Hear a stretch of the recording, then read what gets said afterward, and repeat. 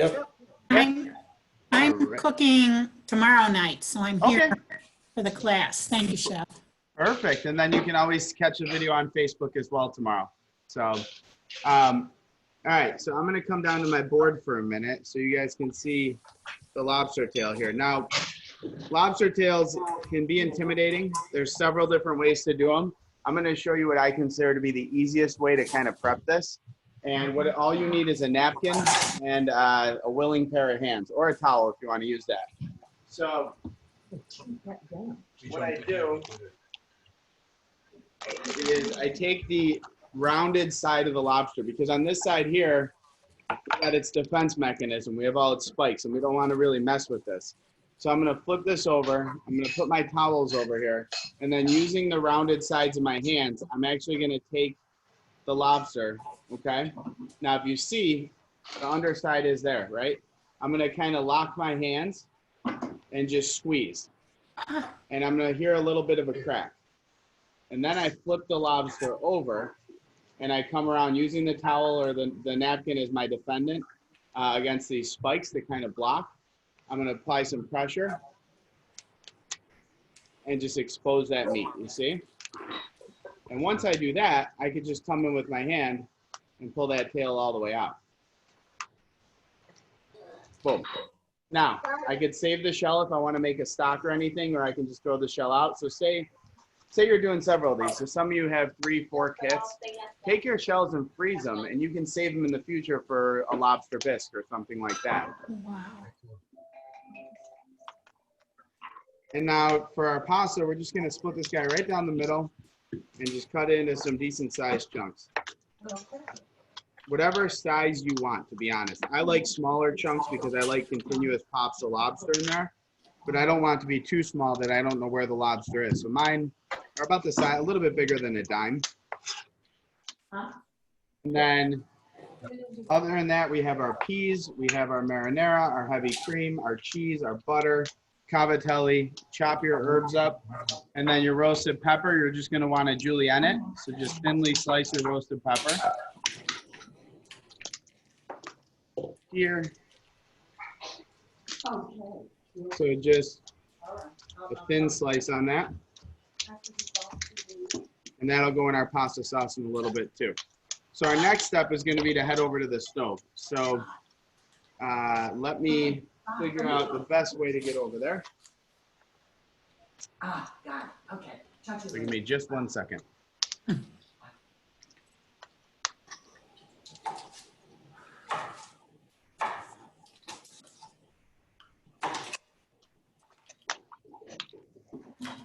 Luke, you like lobster? Don't look at my messy house. Yeah.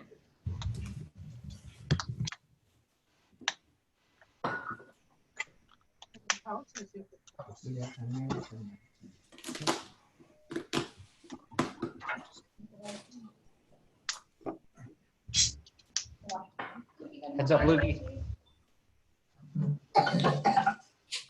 All right. Go. You go under my microphone. All right. So you can see where we are here. So first thing I'm going to do is drop my cavatelli in the water. Actually, that's the second thing. First thing I'm going to do is start my sauce. I'm going to give my sauce a little bit of time to cook. So on the pan, over just a medium-high heat, you want to preheat our pan. Okay. And then we're going to start with the heavy whipping cream. So once our pan's hot, go ahead and pour your heavy cream in. And we're going to let this come to a boil. So I want to let this boil down so that it gets to be a nice thick cream sauce. If I don't take it down enough in the beginning, when I add the marinara, I have to reduce that down more, and that's going to increase saltiness. But if I want it to just be nice and rich, I'm going to do the boil down here, and that's where I'm going to get all that. The other thing you want to add to this is your roasted pepper. The reason is I want to make a delicious flavored cream with a roasted pepper flavor to it. So these two working together, I just need them to boil down. Once they do that, we're going to drop our pasta to cook. So this is step one. Technically step like 3 if you consider the lobster a step. But now you see it's starting to come to a boil. What's going to happen is it's going to pick up those roasted pepper flavors. They're going to infuse in there. It's going to be just a sweet, delicious cream. I use the word sweet a lot when I talk about food, but it doesn't mean like sugary sweet. It means food sweet. So like a sweetness of an onion, a sweetness of a roasted pepper. So these sweet flavors are going to come in and just be absolutely fantastic.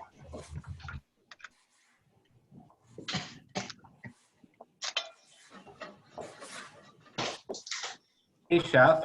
Yes, sir. So should, besides the, is there anything else that we should have in there right now? Nope. Okay. So we're going to start with the peppers and the cream.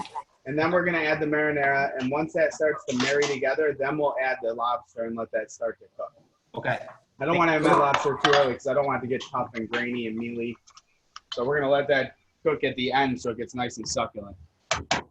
Hey, Chef, the peppers should look like this. Yep. Yep. All right. Beautiful. All of them going in. Then, yeah, help. Okay. There's Jim at his big stove. Gosh, get out of Jeff, he's washing up already. Come on, Jeff. I have to wash my hands so many times after I touch anything, any meat. I just feel like I need. I'm the exact, that's why I wear gloves all the time, Jeff. I'm constantly changing gloves even at home. It really slows me down. All right, so let's take a look at my pot real quick. You can see I have some really big bubbles forming here, and this is what I'm looking for. All that extra water that's from the cream is going away, and this is all just richness. So once I get to about this stage, my cream's about reduced by half, I'm going to add the marinara in. Add the marinara. Ahead of us on temperature. What's that? Yours, look at yours. Look at yours, Mike. You're boiling. I know. I'm doing something else right now. Good. All right, so what's going to happen here now is the two are going to start to blend and marry.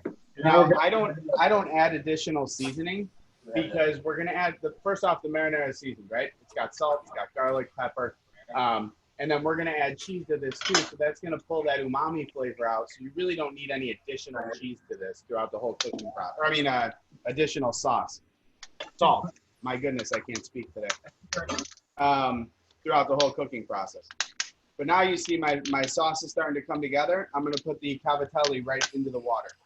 So get your water boiling. We're going to drop our cavatelli pasta in there. And this is only going to take about 3 or 4 minutes to cook. What'll happen is it'll start to really lighten up and almost puff up and have a really great mouthfeel to it. And that's what we're going for. So we just want to let this do its thing. But now knowing that I have 3 or 4 minutes left of cooking for this, I'm going to drop my lobster in the sauce so that could start to cook as well. So you'll see now, the sauce looks great. It's married together. Oh, okay. My lobster is going to go in there. Nice. Lobster.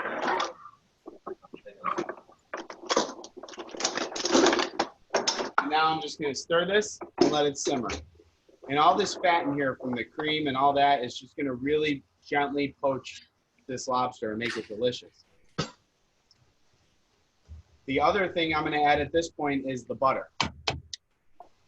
Because adding the butter now is going to help keep the lobster even more delicious, but it's also going to help thicken the sauce and rich it up even more. She may not get it back. All the butter? Don't be bashful. Don't be cheap. All right. Okay. All right. Cholesterol test till after the isolation's over. Yeah, no. Once we heard that you weren't able to go get EKGs and stuff, we upped our cholesterol count. 100%. All right. So Hey, if I sorry. give my cavatelli a little stir, I can see they're starting to float up a little. They're not going to float to the very top, but they're going to get very light and buoyant, and that's what we want. So we're going to let this cook for 1 more minute while this is kind of doing its thing. Now, right before the cavatelli are cooked, I'm going to add the peas in here, and I'm going to add the cheese. I don't want to add the cheese too early because what'll happen is it'll start to cook down and separate and get very greasy. And I want to have that rich, cheesy flavor. So if I do it now, it's going to kind of be garbage. If I put it at the very end, it'll be a little grainy. So we're going to find that right perfect point to put it in. Okay. Good. So if you can see my cavatelli, they're starting to float here. That's great. They're kind of doing their thing. You can take one out and taste it if you want. It should have a little chew to it. Cavatelli is not as light as a gnocchi. It should have a little resistance in the mouth, but you don't want to taste raw potato and raw flour. So I'll let this go one more minute. Hey, Chef, sorry. How from a temperature, like how hot should our sauce be right now?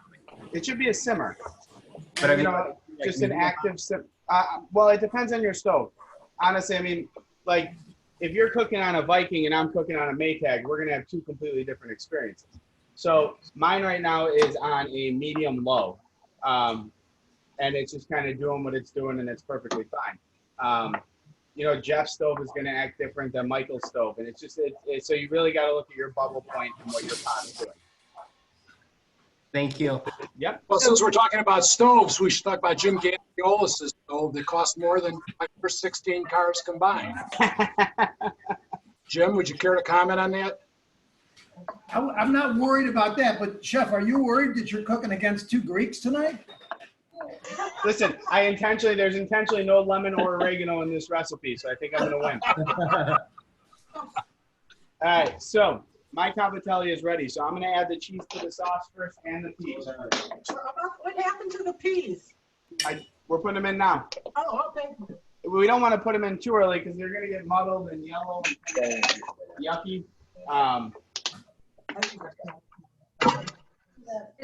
Could there be a sauce between the butter and the lobster? Because I'm just not putting my lobster in. Yeah, well, no, it doesn't have to be. As long as your sauce is simmering, you can add the butter in and it'll hold together. It'll do what it needs to do. Now, I'm going to take the pasta, and the most important thing is to let your pasta and your sauce cook together. And so many people in so many restaurants miss this step. What this does is it allows the starches from the pasta to thicken your sauce. It also allows your sauce to flavor your pasta. So everything marries together.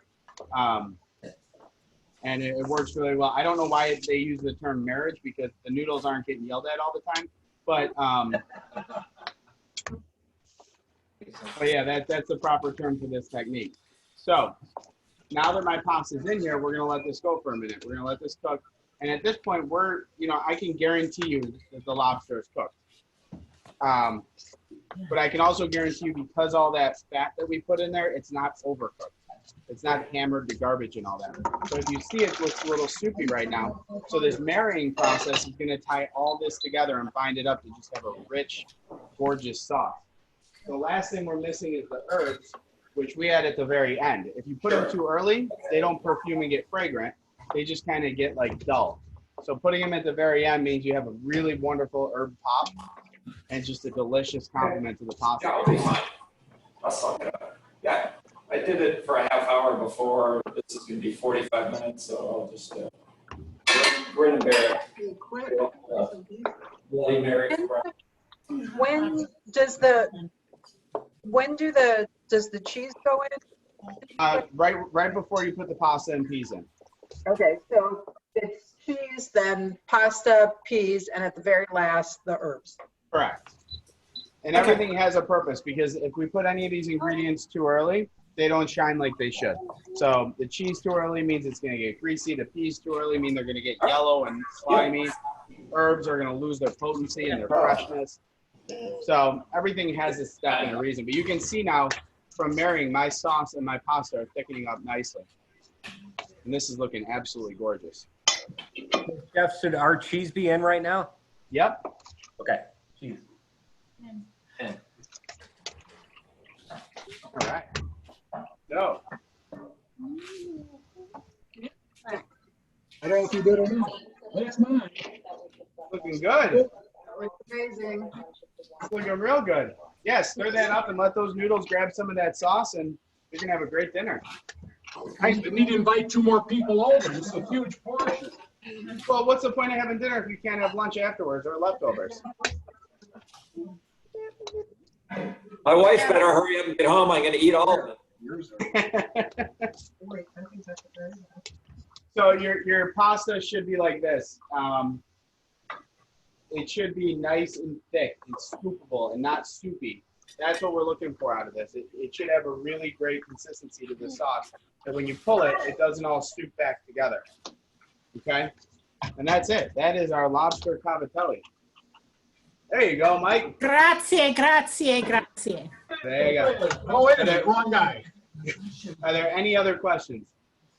Thank you, Chef. Is there, what would you say the minimum time to cook the lobster would be? Because I put the pasta in too early, I think.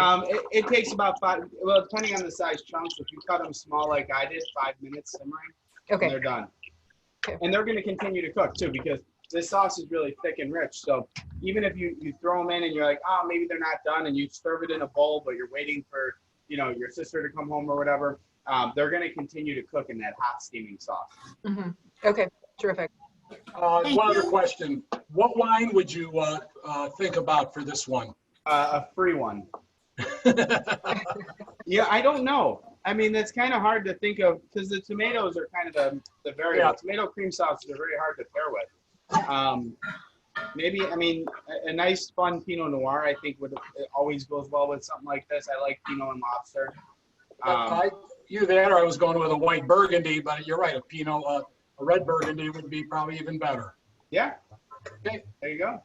Thank you, Chef. I have never worked with the raw lobster. I've always steamed it and taken it out.